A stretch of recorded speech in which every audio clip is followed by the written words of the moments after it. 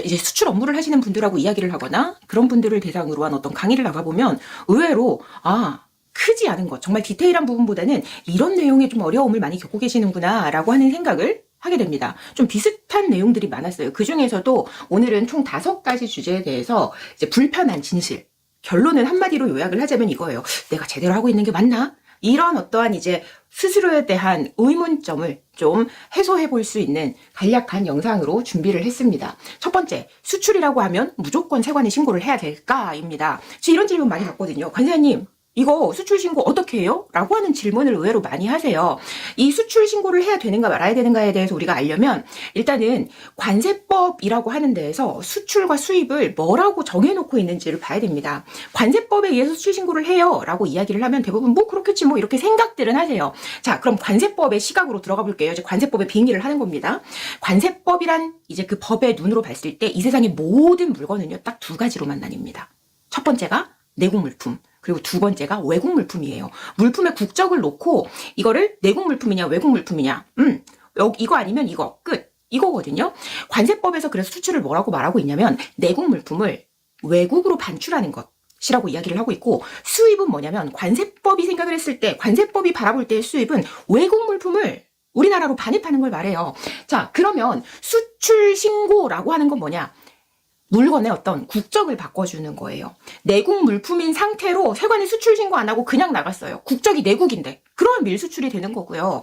수입을 하는데 외국 물품이 배나 비행기 타고 우리나라에 들어왔죠. 그런데 세관에 수입 신고를 하지 않고 우리 국내 막 이제 쿠팡, 네이버, 스마트 스토어 이런 데서 판매가 되게끔 우리나라 국내 시장으로 들어오면 그걸 밀수입이라고 하는 겁니다. 그래서 뭐냐, 수출 신고라고 하는 거는요, 물건의 국적을 내국에서 외국으로 바꾸는 거고, 수입 신고의 목적은 외국 물품이라고 하는 물품의 국적인 외국을 내국으로 바꿔주는 과정을 이야기를 해요. 자, 그러면 여기서 이렇게 우리가 생각을 해보자고요.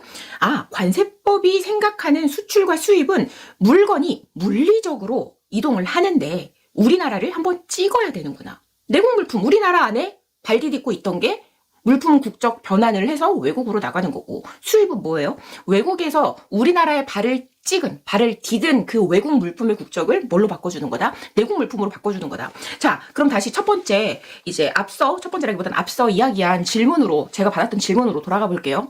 이거 수출 신고 어떻게 해요? 그 질문을 하시는 분들이 말하는 이거는 어떤 경우가 가장 많냐면요. 저 한국에 있는 회사 그 수출 담당자예요. 그런데요, 이번에 우리가 수출하게 된 물건이요, 우리가 만든 물건이 아니라 중국에 있는 공장에다가 주문을 해가지고 그거를 바로 뭐 일본으로 보내는 거거든요. 혹은 뭐 미국으로 보내는 거거든요. 이렇게 외국 공장에 주문해서 우리나라 들렸다가 하면 물류비가 드니까 외국으로 바로 보내는 경우, 이런 경우 수출 신고 어떻게 하냐는 거죠. 자, 그 물건, 중국에서 생산한 그 물건 우리나라 찍었나요? 발 디뎠나요? 아니죠. 그러면 세관에 수출 신고 해야 된다? 아니다. 관세법상 수출이라고 아예 그건 보지도 않기 때문에 수출 신고할 필요가 없다는 겁니다. 그래도 그거 수출이라고 하던데 뭐 거기 실적증명서 같은 거 띄워보면 다 나오던데요? 나와요. 이거는 관세법에서 보는 수출이 아니라 또 대외무역법이라고 하는 법이 있어가지고 그 법에서 말하기를 이거는 좀 특정한 거래 형태네, 외국에서 외국으로 물건을 인도한다라고 해서 외국 인도 수출이라고 정해놓고, 내가 외국에서 물건 팔아서 들여온 금액 빼기 내가 외국에, 그러니까 중국 공장에 주문하면서 낸 금액, 이거를 빼가지고 그 차액만큼 이제 수출 실적으로 인정을 해주는 겁니다. 그래서 뭐 외국인도 수출뿐만 아니라 중개무역이라던가 아니면 뭐 임대 수출입이라던가 이러한 이제 여러 가지 거래 형태들을, 관세법의 수출 수입이라고 하는 것 외에 여러 가지 거래 형태들을 대외무역법이라고 하는 친구가 특정 거래 형태로 인정을 해서 수출 실적, 수입 실적은 잡아주고 있다라고 이렇게 이해를 하시면 되겠습니다. 자, 이제 2번째, 수출의 전체적인 흐름이에요. 지금 이제 제가 보여드리는 어떤 그림을 보시면 수출 계약 체결부터 나와 있어요. 수출 계약이 체결이 되면 그 다음에 뭐 신용장으로 대금을 수취한다 하시는 경우에는 신용장을 이제 받으시고, 그 다음에 수출할 물건을 뭐 직접 제조를 하던가 아니면 다른 거래처에서 사오던가 해서 물건을 준비를 하겠죠. 그 물건의 준비가 끝나면 얘가 배나 비행기를 타고 이제 나가는 거예요. 이거는 수출 통관의 흐름이에요. 수출 통관의 흐름 어떻게 보면 이제 좀 협소하게 얘기를 하자면 그럼 중요한 거는 뭐냐? 우리 수출하는 회사들 입장에서는 수출 계약 체결 이전에 1번이라고 표시해 놓은 부분이 굉장히 중요하죠. 아니 수출 계약을 체결을 하려면 어떻게 보면 잠재 고객도 찾아야 되고 그 잠재 바이어들한테 영업도 해야 되고 이런 이제 중요한 단계가 있단 말이죠. 이 영업과 관련한 거는 제가 영업 전문가는 아니라서 뭐 이렇게 하세요라고 좀 구체적으로 실무적인 팁을 드릴 수는 없지만 중요한 건 물건의 HS 코드를 명확하게 알고 있어야 된다.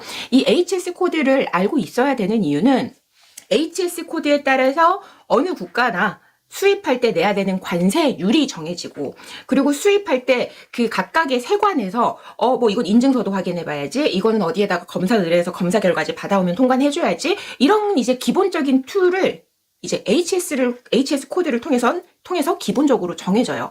그리고 요즘에 FTA 많이 하잖아요. 이 FTA라고 하는 것도 뭐 자유롭게 무역하세요라고 하는 것처럼 들리지만 결국 그렇지 않다. HS 코드에 따라서 FTA를 했을 때 내가 혜택이 있니 없니 혹은 HS 코드에 따라서 뭐 어떤 이제 조건을 충족을 해야 FTA를 할 수 있는지 없는지 모든 것들이 FTA는 HS 코드가 정확하지 않으면 할 수가 없다. 잘못된 HS 코드로 했다가 자칫 잘못하면 내 바이어가 추징을 당할 수 있다. 그래서 이제 1번 단계에서는요.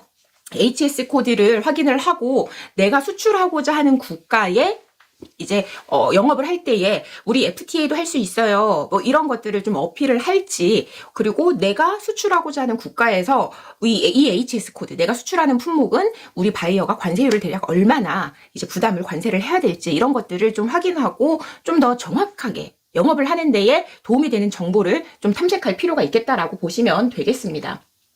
자, 그리고 이제 2번 부분. 물건이 배나 비행기를 타고 나갔어요. 그 뒤에 또 절차가 있습니다. 그 절차는 뭐냐면요. 일단은 환급이라고 하면 부가세 환급을 많이들 생각을 하시는데 부가세뿐만 아니라 관세 환급도 받을 수가 있어요. 그러면 또 이렇게 얘기하시는 분들이 계시겠죠. 저희 회사는요. 관세 낸 거 없걸랑요? 이렇게 얘기를 하세요. 그런데 만약에 제가 앞선 영상에서도 말씀을 드렸었지만 우리 회사가 중소기업이고요. 우리가 수출한 물건은 우리 회사에서 직접 제조를 했어요. 라고 한다면 내가 낸 관세가 없어도 뭔가 간이정액 환급이라고 하는 거를 신청할 수 있을 수도 있다. 뭐에 따라서? HS 코드에 따라서.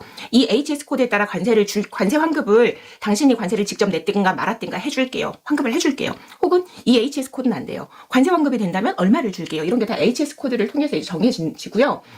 그리고 이 물건이 배나 비행기를 타고 난 다음에 원산지 증명서도 이제 발급하는 단계가 뒤에 남아 있습니다. 그리고 가장 중요한 거 뭐예요? 돈 받아야죠.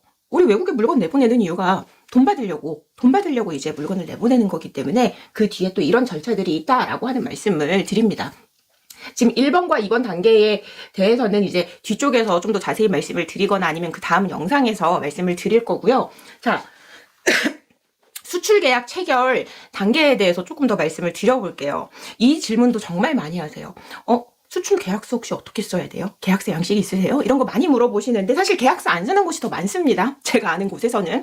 그런데 만약 내가 뭔가 우리 회사 그동안 안 했었는데 이제 계약서라고 하는 거를 좀 툴을 만들어서 써보고 싶다라고 한다면 ICC라고 국제상호회의소가 있어요. 거기에서 이제 권고하는 서식이 있습니다. 그 권고하는 서식 이거를 그냥 그대로 쓰실 필요는 없고 우리 회사 상황에 맞춰서 좀 수정해서 쓰실 수 있기 때문에 ICC 국제상호회의소에서 제공하는 어떤 제공 양식을 그 계약서를 좀 참고해서 우리 회사 계약서에 접목을 해보시면 좋을 것 같아요. 이 계약서 관련해서는 또 다른 영상에서 다룰 예정이니까 기대를 해주시고요. 자, 그리고 이제 수출 물건을 확보를 했어요. 수출 물건을 확보를 했으면 배나 비행기에 태워서 내보내야 되잖아요. 그런데 이 수출 물건의 국적은 뭐예요? 우리나라 안에 있던 거? 내국 물품이에요. 얘 그냥 내보내면 뭐가 된다?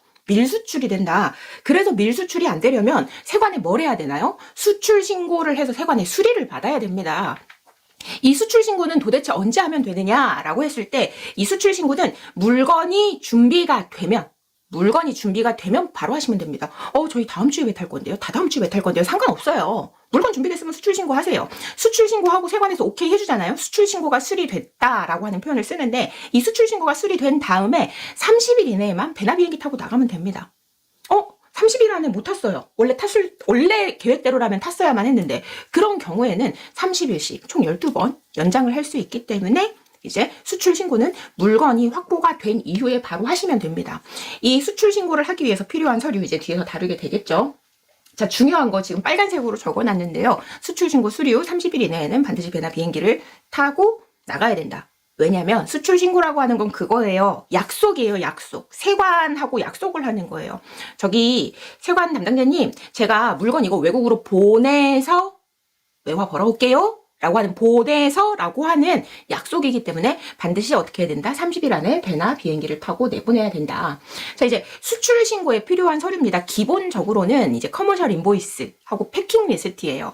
커머셜 인보이스라고 하는 거는 누가 작성을 해야 되냐? 당연히 수출자가 작성을 하는 겁니다. 어떤 청구서와 같은 역할을 하게 돼요. 그래서 이 커머셜 인보이스 쓰는 것도 좀 어렵게 생각하시는 경우들이 많은데 어떤 내용들이 들어가냐면, 자, 쿠팡이나 뭐 네이버 같은 데서 물건 구매하시잖아요. 그럼 거기 마이 페이지 들어가 보세요. 마이 페이지 들어가면 판매자 정보 나오죠. 그리고 당연히 사는 사람 내 정보는 포함이 되어 있고요. 그리고 어떤 물건, 어떤 옵션으로 선택했는지, 수량은 몇 개인지, 그래서 하나당 얼마고 총 얼마인지, 어떻게 금액 지불했는지, 뭐 카드인지 계좌 이체인지, 뭐 포인트 결제인지, 그리고 배송비 포함인지 미포함인지, 이게 인보이스에 들어가는 겁니다. 이걸 이제 영문으로 작성을 하게 되죠. 그리고 패킹 리스트 같은 경우에는 이 인보이스에 있는 물건들이 몇 개의 덩어리로 포장이 되었고 그 중량은 어떻게 되는지를 표시한 게 바로 패킹 리스트예요. 이 인보이스 같은 경우에는 작성을 할 때 주의하실 점이 있어요.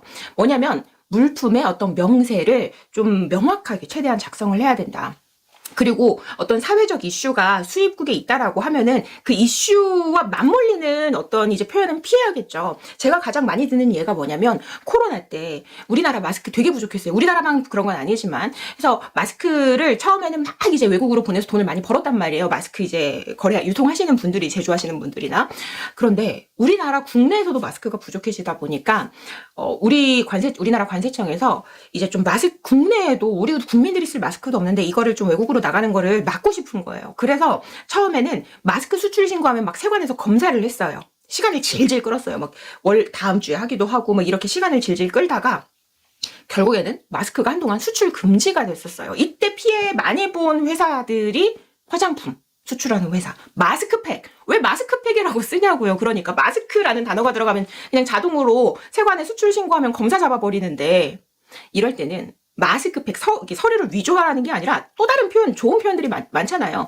뭐 페이셜 마사지 팩, 뭐 이런 식으로 좀 순화해서 쓰실 수 있겠다. 이게 코로나 당시에는 우리는 마스크가 이제 이슈였지만 각 바이어 국가들마다 이슈되는 사항들은 좀 달라질 수 있겠죠. 그리고 뭐 이런 것도 있습니다. 우리나라 같은 경우에는 이제 5월 가정의 달이 다가오기 시작하면, 꼭 5월이 안 돼도 그 전에서부터 이제 음식, 식품류라던가 이런 것들을 좀 많이 단속을 해요. 그런 이제 사회적 이제 기간적인 이슈도 있을 수 있고 그런 것들을 좀 고려를 해야 되고, 이러한 것들을 내가 다 알 수 없기 때문에 인보이스, 패킹 리스트 이런 것들은 수출자가 작성을 해서 바이어한테 먼저 확인을 한번 네가 해봐. 여기 좀 문제가 될 만한 게 없는지 이렇게 좀 초안을 작성해서 크로스 체크를 하시면 나중에 바이어한테서 인보이스에 이런 식으로 적혀 있어서 이따위로 네가 인보이스를 작성을 해가지고 우리가 이제 에러를 겪고 있다, 이런 원망은 안 들으시겠죠. 그리고 이제 표현뿐만 아니라 이런 거 있습니다. 전기 제품 같은 경우에는 어느 나라나 대부분 인증을 요구를 해요. 근데 전기 제품이 아니야. 예를 들어서 텔레비전인데 텔레비전 자체가 아니라 텔레비전 겉에 그냥 껍데기 하우징이에요. 플라스틱 케이스란 말이에요. TV의 모양을 한. 그거를 갖다가 텔레비전 이렇게 적으면, 모니터 이렇게 적으면 누구라도 보고 싶겠죠. 이거 텔레비전인데 모니터인데 인증 있어야 되는 거 아니야? 이렇게 생각할 수 있단 말이에요. 그래서 물품의 명세는 좀 더 명확하게 구체적으로, 그리고 누가 봐도 조금 어느 정도 어떤 물건인지 추정을 할 수 있게끔 적어주시는 게 좋겠습니다. 그리고 이제 통화 단위, 그냥 달러 표시 안 됩니다. 미국 달러면 US 달러, 호주 달러면 호주 AUD 이런 식으로 기재를 해주실 필요가 있겠다. 패킹 리스트 작성할 때 주의점. 패킹 리스트를 작성할 때는 내가 한 품목만 수출을 하는 거면 괜찮아. 그런데 여러 가지 품목을 수출을 해요. 제가 생각하는 한 품목, 제가 말씀드리는 한 품목, 여러 가지 품목은 화장품 이런 게 아니라 HS 코드가 하나냐 다양하냐예요. HS 코드가 다양하다면 그 HS 코드별로 몇 번 포장에 몇 개가 들어있는지, 몇 번 포장부터 몇 번 포장까지가 에센스인지, 몇 번부터 몇 번 포장까지가 쿠션인지, 이런 것들을 좀 구분을 하실 필요가 있겠다. 왜? 이제 신고를 하면 세관에다가 신고를 하면 다른 나라들도 그렇지만 HS 코드에 따라서 관세율도 따로 부과가 되고 HS 코드에 따라서 어떤 부정 수입이나 이런 데이터들이 쌓이기 때문에 HS 코드를 보고 요 코드는 좀 검사를 한번 해봐야겠다 이렇게 한단 말이에요. 그런데 뭐 박스가 뭐 50개인데 물건은 HS 코드가 10가지예요. 근데 박스에 번호도 없고 뭣도 없고. 그럼 그걸 다 일일이 열어서 찾아야 돼요. 거기서 비용 발생하고요. 뭐 그리고 이제 기간도 통관할 때 기간도 많이 늘어나고요. 이런 애로사항이 발생할 수 있기 때문에 이거는 뭐 수출할 때 수입할 때 마찬가지예요. 언제라도 이제 이런 수입 국가의 그 누구라도 어려움을 겪을 수 있기 때문에 패킹 리스트 작성하실 때에는 포장 번호 그리고 포장 번호별로 뭐가 들어있는지를 기재를 해주시면 좋겠습니다. 그리고 수출할 때 필요한 경우인데요. 뭐 전략물자 관련 서류나 검역 서류라고 해놨어요. 이런 거는 이제 검역 서류 같은 거는 바이오 국가에서 요구를 하는 경우들이 많아요. 그래서 이제 필요에 따라라고 돼 있지만 우리가 모든 케이스를 이거는 필요하겠지 이건 아니겠지라고 알 수가 없단 말이죠. 그래서 처음에 바이오하고 협상을 하실 때에 꼭 서류상 이 문구를 명시를 하시는 게 좋습니다. 인보이스에라도 괜찮아요. 어차피 우린 초안을 줄 거니까. 수입국 행정 처리에 필요한 모든 이제 서류들 중에서 수출자가 제공을 해야 되는 거는 뭐 미리 얘기를 해주면 수출자가 뭐 언제까지 사전에 협조를 하도록 한다. 다만 이제 수입국 행정 처리의 어떤 미비나 페일로 인해서 발생할 수 있는 책임에서 수입자는 자유롭다. 이런 내용은 적어주시는 게 좋겠습니다. 그리고 요즘 이슈가 많이 되는 게 바로 전략물자라고 하는 거예요. 전쟁 무기 등에 사용되는 그 어떤 것 뿐만 아니라 그런 것들을 만드는데 사용될 수 있는 원료 그리고 그런 것들을 만드는데 사용될 수 있는 지식. 웃긴 게 뭔지 아세요? 정말 많이 포함돼요. 책을 수출해요. 예를 들어서 잡지를 수출해요. 그런데 그게 한국말로 안 돼 있고 외국어로 돼 있어. 그러면 그것도 전략물자 대상이 됩니다. 왜? 외국어로 돼 있어서 우리는 알 수 없지만 거기에 무엇인가 전략물자의 유용한 지식이 담겨 있을 수 있으니까. 그래서 이런 거는 HS 코드별로 한 번씩 다 정해져 이제 HS 코드별로 어느 정도 스스로 자가 판정을 하실 수도 있기 때문에 전략물자 관리원 홈페이지에서 HS 코드 검색을 해가지고 전략물자 해당이 되는지 안 되는지 한번 확인을 해보시면 좋겠고 만약 해당이 된다면 매 수출 시마다 이 자가 스스로 한 판정서를 제출을 해야 됩니다. 나 혼자 하기 어렵다. 그리고 매번 하는 거 무지무지 번거롭다 하는 경우에는 전략물자 관리원에 어떤 전문 판정을 받아 놓으면 요거는 기간을 길게 잡아놓고 쓸 수 있기 때문에 이제 조금 편하실 수 있다라고 하는 말씀을 드립니다. 여기 질문이 하나 있죠. 돈은 일본의 바이어가 주는데 일본 바이어가 나한테 돈 주면서 말하기를 물건은 저기 미국으로 보내라고 이야기를 하는 거예요. 이런 경우에 인보이스 어떻게 작성해야 돼요? 일본이에요? 아니면 미국이에요? 무조건요. 수출 신고할 때에 거래 상대방은 나한테 돈 주는 사람. 그 사람이 바로 바이어가 되는 겁니다. 그러면 이 경우에 바이어는 누가 돼요? 일본이 돼요. 그렇지만 목적국이라고 따로 있어요. 물건이 가는 국가. 거기에는 이제 미국이라고 적히겠죠. 그럼 인보이스에 이 경우 그래서 도대체 어떻게 작성을 하냐라고 했을 때 바이어, 일본, 컨사인이 누구예요? 물건 받는 사람이죠. 컨사인이 미국. 이렇게 해놓으시면 됩니다. 아니면 바이어는 일본, 물건은 어디로 가? ship to 미국. 이렇게 적으시면 되겠습니다. 인보이스가요, 법적으로 어떤 정해진 양식이 있어서 그거를 안 맞추면 경찰 아저씨가 잡아가고 이런 게 아니란 말이에요. 그렇기 때문에 필요한 경우에는 이제 거래 당사자, 뭐 주요 당사자가 됐든 기타 당사자가 됐든 당사자들을 넣는 칸을 내가 마음대로 만들 수 있다. 자, HS 코드 이대로 괜찮은가? 괜찮을까요? 괜찮으십니까? 여러분의 HS 코드는 안녕하세요? 그러면 다들 이렇게 말하세요. 다들 대부분 이렇게 말씀을 하세요. 저희 이거요 10년 넘게 써오고 있는데요. 아무 문제 없었어요. 10년 동안 틀리게 써오신 경우들이 많다고요. 심지어 어떤 회사는요 10년 동안 같은 HS 코드를 수입을 하면서 세금을 1.5%나 매 수입 시마다 관세만 1.5%를 계속 더 내왔어요. 그렇기 때문에 이제 HS 코드 한번 점검을 해보실 필요가 있고 이 HS 코드가 어떤 것들에 연결이 되냐. 아까 처음 좀 서두에 말씀을 드렸죠. HS 코드에 따라서 수입하는 나라의 관세율이 달라질 수 있고 그리고 이제 FTA와도 연결이 되어 있고 환급과도 간이정의 환급과도 연결이 되어 있고 그리고 이제 우리나라 같은 경우에 HS 코드에 따라 어떤 물품을 수입을 할 때 뭐 세금 감면세 제도를 적용을 해줄지 말지 물론 HS 코드 안에서도 더 상세한 세부 규격이 있지만 기본적인 툴은 HS 코드 안에서 정해진다. HS 코드가 이만큼 중요한 거다. HS 코드 잘못 쓰면 어떻게 된다. 어떤 경제적 손실 아까 관세 더 냈다라고 말씀드렸죠. HS 코드 잘못했다가 간이정의 환급을 못 받을 수도 있고 혹은 HS 코드 때문에 환급을 더 많이 받아가지고 이게 나중에 과다 환급으로 들통이 나면 그때 좀 곤란할 수 있고 어떤 행정처벌이 될 수도 있겠다. 그러면 이렇게 제가 무책임하게 HS 코드 잘 쓰고 있는지 확인해보세요 라고 끝내진 않겠죠. 있어요. 어디서 이 HS 코드를 조금 간편하게 우리 담당자분들이 확인을 해볼 수 있냐면 관세 법령 정보 포털이라고 뭐 네이버나 구글 같은 이제 포털 사이트에서 검색을 하시면 이제 화면에 보이시는 것 같은 관세 법령 정보 포털 이제 홈페이지로 넘어가게 됩니다. 우리나라 관세청에서 운영하는 이제 사이트고요. 상단에 바에 보시면 세 번째에 세계 HS라고 있어요. 세계 HS에 마우스를 이렇게 딱 갖다 놓으시면 아래쪽에 뭐가 있냐면 품목분류 국내 사례 그리고 심지어 외국 사례도 있어요. 품목분류 국내 사례. 우리는 우리나라 안에서 HS 코드 맞는지 일단 먼저 당연히 확인을 해야 되니까 품목분류 국내 사례에 들어가서 결정 3번에 우리가 사용하고 있는 HS 코드를 넣고 일단 검색을 해보세요. 그러면 우리 회사가 사용하고 있는 HS 코드로 판정을 받은 법적 효력이 있는 어떤 유권 해석을 받은 물건들이 나와요. 그럼 그 물건들을 이렇게 봅니다. 그 물건들을 보고 딱 클릭을 해보면은요, 왜 관세청에서 이 물건은 이 HS 코드로 정했는지 그 사유들이 나와요. 그런 걸 몇 개 꼼꼼하게 읽어보시고, 이거 우리 회사에도 부합하겠네. 판단을 하실 수 있을 거니까 그렇게 보실 수 있고요. 또는, 결정 3번에 넣고 나서 내가 좀 더 확인을 해보고 싶다. 혹은 우리가 신규 제품을 한다 하시면 아래쪽에 검색어 부분이 있어요. 여기에 검색어 부분에다가 우리 뭐 네이버 같은 거, 구글 같은 거 뭔가 이제 물건 찾으려고 검색할 때 검색어 넣는 것처럼 검색어 넣고 조회를 하시는 겁니다. 예전에 어떤 분이 예전인데 그 한 가지 HS 코드를 저한테 물어보셨었어요. 뭐였냐면요. 파스인데 이게 관절통, 신경통에 붙이는 파스가 아니라 우리 바카스 마시잖아요. 그 파스에 바카스 같은 그 비타민제가 딱 이제 안에 뭐랄까 그 흡수가 되어 있어서 비타민 패치예요. 한마디로 비타민 패치 이렇게 붙이면은 힘이 바카스 먹은 것처럼 불끈불끈 나는 거예요. 정신이 번쩍 들고. 그래서 이거 HS 코드 묻길래 제가 여기 검색어에다가 비타민 패치 해서 검색을 해봤더니 그와 아주 유사한 사례들을 검색을 할 수 있었습니다. 그래서 HS 코드를 좀 간편하게 검토하고 확인할 수 있는 방법 이렇게 말씀을 드렸고요. 자, 수출 신고하면서 이 정도는 우리가 알아둬야 되겠다. 이거는 물어보고 싶어도 내가 잘 모르면요 못 물어봅니다. 자, 우리나라 수출 엄청 장려하는 국가예요. 수출 장려하는 국가에 수출 신고했을 때 세관에서 하나하나 물건 까서 검사할까요? 아니요.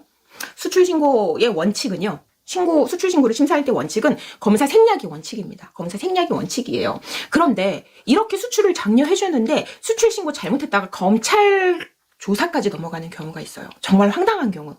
어떤 경우냐면 수출 신고 뭐 하나 잘못 넣었다고. 제가 질문을 드려볼게요.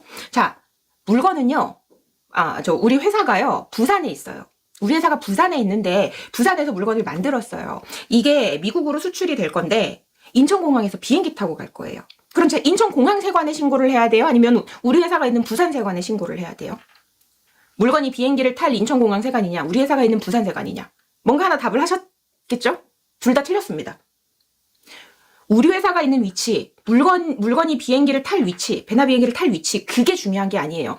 뭐가 중요하냐면 지금 내가 수출 신고를 하려고 하는데 그래서 지금 물건은 어디에 있는데 물건이 있는 장소, 물품 소재지가 중요합니다. 예를 들어서 인천공항에 있다. 그러면 물품이 인천공항에 있으니까 인천공항 세관에 하는 거고 물건이 아직 부산, 우리 회사 공장에 있다, 창고에 있다 하면 물건이 지금 있는 부산을 관할하는 부산세관에 신고를 하는 거예요. 이렇게 생각하면 쉬워요. 세관에 신고를 했는데 세관이 내 물건을 보고 싶대. 그러면 제일 빨리 올 수 있는 애, 걔한테 신고를 해야 되는 거예요. 근데 수출 신고를 직접 하시는 게 아니라 관세사한테 요청을 하시죠. 관세사한테도 알려주셔야 된다는 거예요. 물건 지금 어디 있다. 매번 알려주기 귀찮다. 우리는 맨날 우리 회사 공장에 있을 때 신고하는데 그럼 알려주시는 겁니다. 우리는 디폴트로 항상 우리 회사에 물건이 있을 때 수출 신고 의뢰하는데 혹시나 달라지는 경우 있으면 내가 다시 말해줄게. 그것만 이렇게 얘기를 하시면 되겠죠. 이거를 잘못 신고하는 경우. 예전에가 아니라 이런 경우 진짜 많았어요. 물건이 이제 다른 지역에 있는데 부산에서 배 타고 유럽 갈 거래요. 이제 포워딩이나 수출 회사나 이런 데서 어느 관세사한테 요청을 한 거예요. 그러면서 부산 장치장 주소 막 알려주면서 여기서 이제 배 탈 거예요 라고 하니까 거기에 물건이 있는 줄 알고 부산세관에다 신고를 했는데 이게 어떤 이유가 있어서 원칙은 검사 생략이지만 당연히 예외도 있죠. 검사를 하게 됐다거나 이런 일이 발생이 됐어요. 그래서 부산세관에서 검사 나가야지 하고 딱 보니까 창고에 물건이 없대. 그래서 물건 지금 어디 있어요? 충청도에 있는 저기 창고에 있는데요. 그러면 물건 지금 어디 있는지 주소 수출 신고서에다 잘못 쓰셨네요. 이거 허위 신고죄. 허위 신고자가 되면 어떻게 되냐면요. 물품 원가 또는 2천만 원 중에서 높은 금액 이하의 벌금, 최소 2천만 원 이하의 벌금이 부과가 된다는 겁니다. 이거 내기 싫으면 안 내고 그냥 버팅기고 있고 막 무죄를 주장하면 이제 이 검찰로 송치가 되는 거예요. 그래서 이제 별것도 아닌데 허위 신고죄에 해당이 되지 않도록 하고, 관세사한테 수출 신고는 언제 해달라고 하냐? 아까 이제 서두에서 말씀드렸죠. 물건이 준비가 되고 배나 비행기 타기 전에 해달라고 하시면 된다. 자, 그리고 수출 신고는 물건을 보내겠다는 약속이다라고 말씀을 드렸어요. 그럼 세관에서도 약속을 지켰는지 확인을 해야 될 거 아니에요. 포워딩이 물건을 이제 운송을 해주면은 포워딩에서 관세청 세관에다가 이거 물건 배나 비행기 탔어요. 뭐 비행기 남바는 뭐고 배 선명은 뭐고 항차는 뭐고 이런 거 신고를 해준단 말이에요. 그런데 포워딩 통해서 나가는 게 아니라 내가 EMS로 보낸다거나 아니면 이제 뭐 내가 해외 출장을 나가면서 직접 들고 간다. 이런 경우엔 포워딩 해줄 수가 없잖아요. 그래서 어떻게 해야 되냐. EMS로 보낼 때는 우체국에 물건 보내러 가실 때 수출신고 필증 들고 가시는 겁니다. 수출신고 필증 보여주면서 이거 꼭 기적 처리해주세요. 선적 처리해주세요. 강조. 그렇게 하셔야 되겠고요. 그리고 이제 핸드캐리로 나갈 때는 물건을 뭐 수화물로 붙일 수도 있고 기내반입 하실 수도 있어요. 어찌됐든 비행기 타시기 전이나 수화물 붙이기 전에 무조건 공항에 있는 세관 사무실부터 찾아갑니다. 물건 들고 수출신고 필증 들고, 그러면 그 세관 사무실 가서 이거 수출신고한 거 가지고 나갈게요, 약속 지킬게요 라고 말하면 그 세관에서 도장을 이렇게 수출신고 필증에 찍어줘요. 뭐 적재 확인 필 이런 도장을 찍어줘요. 그러면 그 적재 확인 필 도장을 받고 그 도장이 찍힌 수출신고 필증을 사진을 찍어 두셔야 돼요. 사진을. 왜? 나중에 이거 막 해외 출장 다니면서 정신도 없는데 잃어버릴 수 있거든요. 그거 잃어버려도 되지 않아요? 세관에서 다 확인한 건데. 세관에서 확인을 하고 나중에 이게 전산으로 데이터가 넘어가야 되는데 누락되는 경우들이 간혹 있기 때문에 사람이 하는 일이잖아요. 그래서 사진까지 꼭 찍어 두시는 게 좋겠다. 자, 그리고 이제 수입국 행정 처리에 대한 책임 소재. 이거는 제가 앞선 영상 뭐 어디서 말씀드렸지? 그거죠. 언더밸류, 바이어가 언더밸류 요청한 영상에서도 말씀드렸고 앞에서도 제가 잠깐 말씀을 드렸는데, 수입국 행정 처리에 필요한 서류를 바이어가 미리 수출자에게 이야기를 하면 수출자는 협조를 한다. 대신에 바이어 국가에서의 어떤 행정 처리의 미비나 아니 뭐 시험 검사 탈락이라던가 이런 이유로 발생하는 책임에 수출자는 이제 책임은 없다라고 하는 문구가 뭐 서류 어디가 됐든 있는 게 좋겠습니다. 자, 그리고 이제 체크 BL 체크하고 계신가요? 라고 했는데, 이 체크 BL 같은 경우에는 최종 BL이 나오기 전에 우리 이렇게 발행하려고 하는데 이렇게 발행해도 될까요? 라고 물어보는 거예요. 확인하기 위한 용도예요. 이거 확인할 때에 파는 사람, 사는 사람, 상호와 주소 이거 잘못되어 있는 경우 간혹 있습니다. 그리고 전체 포장 개수, 덩어리예요. 100박스를 파레트 10개 올렸다면 몇 덩어리? 10덩어리. 10덩어리고 총 몇 킬로. 이런 것들, 그리고 물품의 디스크립션, 물품 명세가 제대로 기재가 되었는지. 엄한 거 들어갈 수도 있거든요. 왜냐면 이제 운송회사에서 내 것만 처리하는 게 아니라 수많은 건들을 처리하다 보면 사람이 하는 일이니까 누구나 그렇잖아요. 우리도 그렇고 실수가 있을 수 있습니다.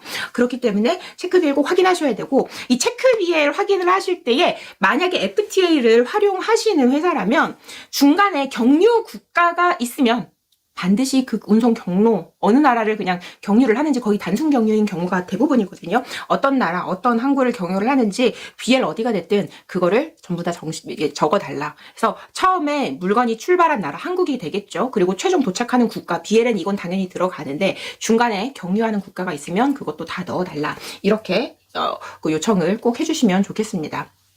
오늘은 이렇게 좀 간략하게 긴가민가 하고 많이 좀 고민하시는 내용들을 다뤄봤고요. 여기서 이제 어떤 좀 더 디테일한 부분들, 좀 더 알았으면 하는 내용들은 영상이 계속 길어지니까 좀 더 세분화해서 다른 영상으로 찾아뵐 수 있도록 하겠습니다. 오늘 영상이 도움이 되기를 바라면서 저는 그럼 다음 영상에서 뵙겠습니다.